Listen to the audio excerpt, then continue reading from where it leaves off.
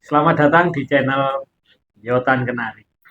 Teman-teman, silahkan bagi pemula yang ingin belajar tentang breeding kenari.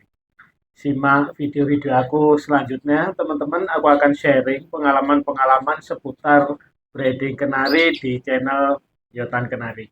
Oke, teman-teman, untuk hal-hal apa yang pertama kali perlu dipersiapkan adalah satu, sarana dan prasarana.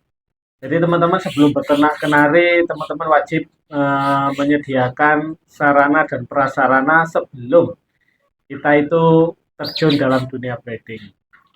Sejatinya kenari itu adalah hewan unggas yang mudah sekali menyesuaikan dengan ruangan, menyesuaikan dengan iklim, gampang adaptasi dengan lingkungan di sekitarnya. Tetapi teman-teman sebelum teman-teman terjun dalam breeding kenari, ternak kenari, teman-teman wajib yang pertama itu menyediakan ruangan yang akan atau hendak kita pakai untuk uh, ruangan ternak.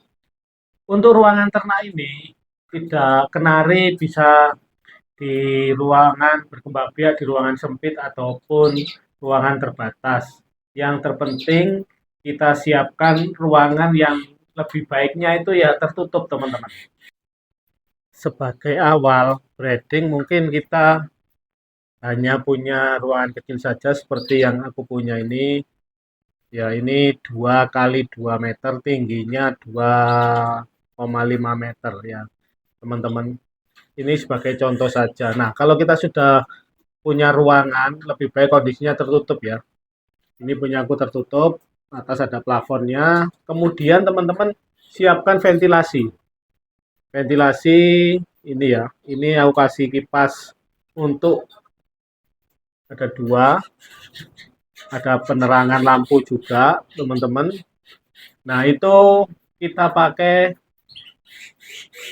sebagai penghisap udara di dalam kandang supaya tidak pengap dan tidak lembab. Nah, teman-teman, kalau kita sudah punya ruangan yang hendak kita pakai dengan untuk breeding, untuk ternak kenari, teman-teman pastikan ruangan itu tertutup dan yang perlu diperhatikan sekali adalah jauh dari predator. Biasanya hewan-hewan apa yang suka mengganggu dan masuk ke kandang itu yang perlu diwaspadai. Yang pertama semut. Walaupun semut itu kecil, tapi ini juga faktor yang harus diwaspadai karena itu bisa mengganggu proses ternak kita.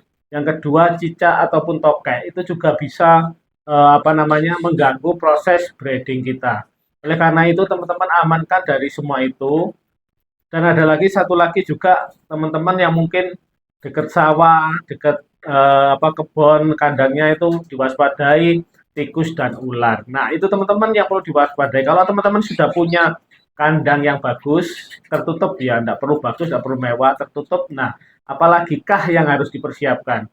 Ya, kalau ruangan kandangnya sudah ready, ventilasi udaranya, sirkulasi udaranya sudah cukup, ya, teman-teman bisa rasakan ketika masuk ruangan itu tidak pengap ya, hawanya segar gitu, tidak jauh beda dengan kondisi di luar.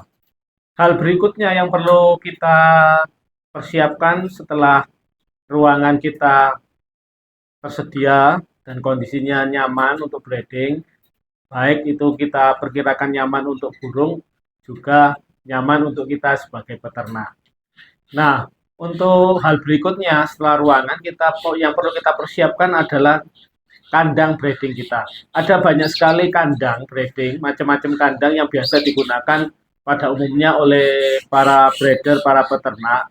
Yaitu tergantung selera kita, selera peternak itu sendiri memilih dalam ternaknya ya. Jadi teman-teman banyak pilihan, banyak alternatif tergantung kita sukanya yang apa, modelnya bagaimana. Jadi teman-teman bisa pertimbangkan keuntungan dan kerugian dari jenis-jenis kandang ternak, kandang breeding kita. Nah, apakah saja itu simak video yang berikutnya ya teman-teman.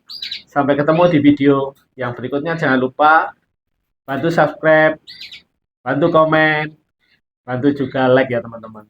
Terima kasih. Salam Yotan Kenari.